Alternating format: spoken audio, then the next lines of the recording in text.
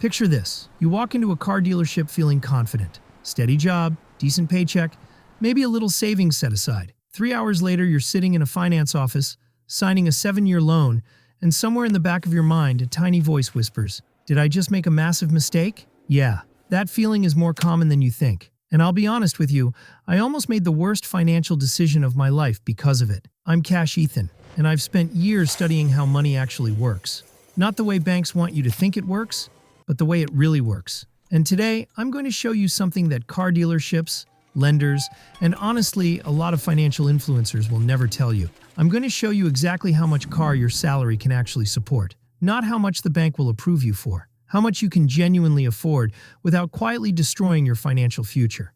Because here's the thing, those are two completely different numbers, and the gap between them is where most people get absolutely wrecked. Let's start with one stat that should make everyone stop scrolling. The average American right now is paying $742 a month for a new car. $742. And for used cars, $525 every single month, before insurance, before gas, before the quiet, creeping feeling that maybe you signed up for something you didn't fully understand. And the wildest part? None of that is an accident. Car dealerships and lenders have spent decades perfecting the psychology of making unaffordable things feel affordable. They don't talk about price. They talk about payment. They don't say this car costs $40,000. They say, we can get you into this for just $699 a month. And somehow that feels manageable, until it doesn't. Here's something I want you to burn into your brain before we get into the numbers. Banks are not your friends. They are not sitting across from you trying to help you build wealth. They are businesses, and their business model depends entirely on you being in debt to them for as long as possible. The longer the loan, the more interest you pay, the more they make. It's that simple. So every time a finance manager stretches your loan from 4 years to 6 years to 7 years to get the monthly payment to a number that doesn't make you flinch, they're not doing you a favor. They're doing themselves one. And here's something else dealers love to do that most people never catch. They'll stretch your loan so far out that by the time you're in year 6 or 7, your car is breaking down.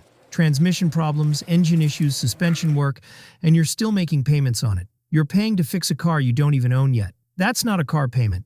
That's a financial trap with leather seats. Now let me give you the two frameworks I actually use when thinking about car affordability. The first is the 24-10 rule. Put at least 20% down, finance for no more than 4 years, and keep your total monthly transportation costs, payment, insurance, gas, registration, all of it, under 10% of your gross monthly income. This is the most widely used guideline, and honestly, it's a solid starting point. But I personally prefer the stricter version, the 23-8 rule. Same 20% down, but you cut the loan to 3 years maximum, and you cap total transportation at 8% of your gross income. The logic behind this one is ruthlessly simple. A car is a depreciating asset.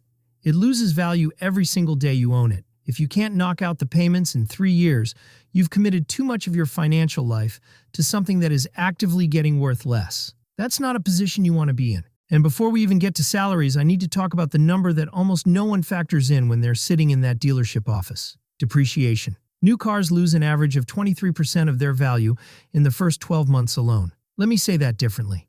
You buy a $30,000 car today. You drive it for exactly 1 year. You haven't missed a payment. You've taken care of it. And it's now worth roughly $23,000. $7,000. Gone. Into thin air. On top of your monthly payments, your insurance, your gas, and every oil change in between. Over 5 years, most cars shed about 60% of their original value. That $30,000 car you're still making payments on? Worth around $12,000 by the time you pay it off. That's the part of the car commercial they never show you. All right, let's get into the actual salary breakdowns. And I want you to honestly think about where you fall here, because this isn't abstract. This is your money. Let's start at $50,000 a year. After federal and state taxes, you're realistically taking home somewhere around $3,400 a month. Using the 10% rule, your entire transportation budget, everything, is $340. Now subtract a conservative $150 for insurance and another $60 for gas. You've got roughly $130 left for an actual car payment.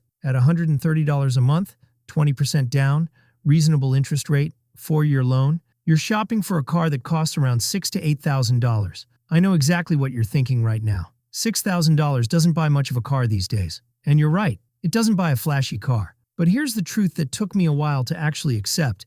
At $50,000 a year, your job isn't to have a nice car. Your job is to have reliable transportation and aggressively grow your income. Those are not the same mission as impressing people in a parking lot. The good news is that reliable, dependable transportation absolutely exists in that range. A Honda Civic with 120,000 miles that's been well maintained will start every single morning. A Toyota Corolla from a few years back will outlast your loan, your next job, and probably the car the guy next to you is making payments on right now. A Nissan Sentra with a clean service history will get you everywhere you need to go without drama. The goal at this stage isn't the car. The goal is everything that comes after the car is paid off. Now let's step up to $75,000 a year. This is where things get a little more interesting. And honestly, a little more dangerous. Take home at this salary is roughly $5,100 a month. The 10% rule gives you $510 for all transportation combined. After insurance and gas, you're looking at a genuine car payment budget of somewhere between $300 and $350 a month. With a solid down payment and reasonable financing terms,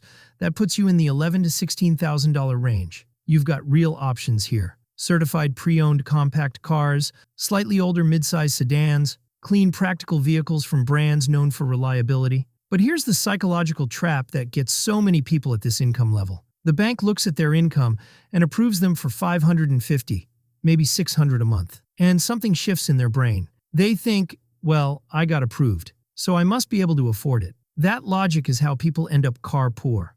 Approved and affordable are not synonyms. The bank doesn't know about your rent, your student loans, your emergency fund, or the fact that your HVAC system is 12 years old and living on borrowed time. You do. Plan accordingly. Moving up, $100,000 a year. The six-figure threshold. Take home around $6,800 a month. After transport costs, you're realistically working with about $480 to $500 for a payment. That opens up the $22,000 to $25,000 range in vehicles. Late model used cars, perhaps a basic new economy car if you find a strong deal. This is also the income level where I see the most expensive mistakes happen. Not because people can't do math, but because they finally feel like they've arrived. They've crossed a threshold that felt out of reach for years, and suddenly they start making decisions that match the identity of someone who earns six figures rather than decisions that actually build wealth. I've watched people hit $100,000 and drive away in a $60,000 SUV with a $700 monthly payment and genuinely believe they deserve it. Maybe they do emotionally, but deserving something emotionally and affording it financially are two completely different conversations. The person earning $100,000 who drives a paid-off $15,000 car and invests, the difference will be in an incomparably better financial position 5 years from now than the person who got the status vehicle, every single time. And finally, $150,000 a year. Take home roughly $9,100 a month, depending on your state. Total car payment budget after other costs lands somewhere between $500 and $700 a month. That puts you in the $30,000 to $35,000 range for a vehicle. Yes, I know. To some people, that sounds low for someone earning $150,000, but that's exactly the point. Keeping your car spend in check at this income level is actually what allows the wealth to compound, because you're not spending your raises on bigger car payments. You're investing them. The danger at this salary level has a specific name: lifestyle inflation. It's the quiet, socially acceptable habit of letting every raise translate directly into higher expenses. Nicer apartment, newer car, fancier vacations. And the net worth barely moves because income and spending just keep growing together. The people who actually build wealth, real, lasting wealth, are the ones who learn to let the gap between income and spending grow wider over time, not narrower. Now let me tell you about two people I've been thinking about a lot lately. I'll call them Emma and Jake. Emma earns $75,000 a year. She's smart, she works hard, and she's been driving a beat-up old car for 3 years. She walks into a dealership telling herself she just needs something reliable. And then she sees it. A $35,000 SUV. Black, clean, sunroof, the works. The salesman runs the numbers and tells her she qualifies for $650 a month over 7 years. He says it like it's good news. Emma does the quick mental math. Yeah, she can handle that monthly hit. She signs. What Emma didn't calculate was the full picture. Her monthly transportation costs are now over $920. That's nearly 18% of her gross income. Almost double what any legitimate financial framework would recommend. She looks successful from the outside. She feels the strain on the inside. This is what financial experts call being car poor. When your vehicle is silently eating the future you were supposed to be building. Fast forward 3 years. Emma's SUV has depreciated. It's now worth about $22,000 on the open market. But her loan balance? Still $28,000. She is $6,000 underwater. If anything goes wrong, Job loss, medical bill, family emergency. She can't even sell the car without writing a check to get out of the loan. She is financially trapped by a vehicle that smells nice and has a good sound system. Jake also earns $75,000. Jake buys a certified pre-owned Honda Accord for $15,000. He puts $3,000 down, finances $12,000 over 3 years. Even with used car interest rates where they are right now, his monthly payment comes out to around $395. Not glamorous, not something you post on social media, but paid off completely in 36 months, while Emma still has 4 years of payments ahead of her. Here's where Jake's story gets really good. The month his car is paid off, Jake doesn't change his behavior. He keeps setting aside that same $395 every month, but now it goes into an investment account. Over the next 10 years at a conservative 7% annual return, that money compounds to nearly $68,000. Jake built almost $70,000 in wealth from a financial decision he made about a car. Emma spent those same years paying a bank for a vehicle that kept losing value. Same salary, completely different outcomes. And the only real difference was one decision: how much car to buy. Now I want to address something I hear all the time. People say, "Ethan, I get it, but I need a reliable car for work." Or "I have kids. I need something safe." And I hear you. Those are real concerns. But here's the honest truth. They're also the most common excuses used to justify overspending on a vehicle. You can find reliable, safe transportation within these guidelines. The difference is you might be driving a 3-year-old Hyundai instead of a brand new Audi. And that 3-year-old Hyundai will get your kids to school just as safely every single morning. Honda Civics, Toyota Corollas, and Nissan Sentras consistently rank among the most reliable vehicles on the road. And you can find excellent examples of all three within any reasonable budget. But what if you genuinely need a bigger vehicle? 4 kids? Or you actually use a truck for work? The principles don't change. You just need to shop smarter. A 5-year-old Chevrolet Suburban with 100,000 miles will haul your entire family everywhere you need to go, and it'll cost a fraction of what a new one would. A 10-year-old Ford F-150 will handle every job a brand new truck can, but at about 20% of the price. The key in every single case is separating what you need from what you want. You need reliable transportation. You want the latest technology, leather seats, and that new car smell. Understanding that difference will save you hundreds of thousands of dollars over your lifetime. This is where the psychology of the dealership gets really interesting. And I want you to understand this because it will change the way you walk into every dealership for the rest of your life. Dealers train their salespeople to focus every single conversation on the monthly payment, not the total price, not the interest rate, not the loan term, just that one number, the monthly payment. Because when you're thinking about monthly payments, you stop thinking about what you're actually paying. They'll show you a payment and ask,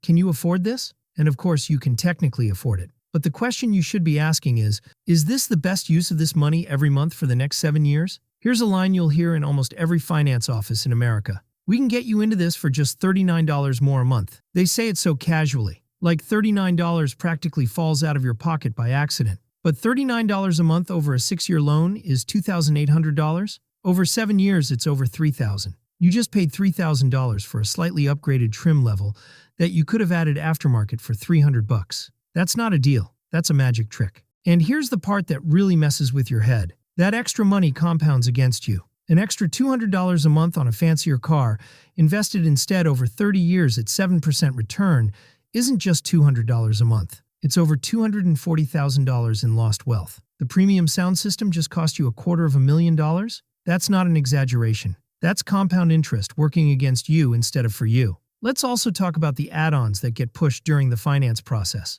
Extended warranties, gap insurance, paint protection packages, tire and wheel coverage. Every single one of these can quietly add $50 to $100 to your monthly payment, and most of them are either unnecessary or massively overpriced. Gap insurance sounds important until you realize if you put 20% down on a reasonably priced car, you won't be underwater on the loan. You don't need it. Extended warranty sounds like peace of mind until you realize that if you buy a reliable used car and just set aside the warranty payment every month into your own account, you'll almost always come out ahead even if something does go wrong. And here's one more thing I want to say because it's something that comes up a lot. Some people argue that their car matters for their professional image. Real estate agents, salespeople, consultants, and there's a kernel of truth there. But here's the part they miss. A well-maintained 3-year-old luxury car projects exactly the same image as a brand new one. The client sitting in your passenger seat cannot tell the difference between a car that's 6 months old and one that's 3 years old. But your bank account absolutely can.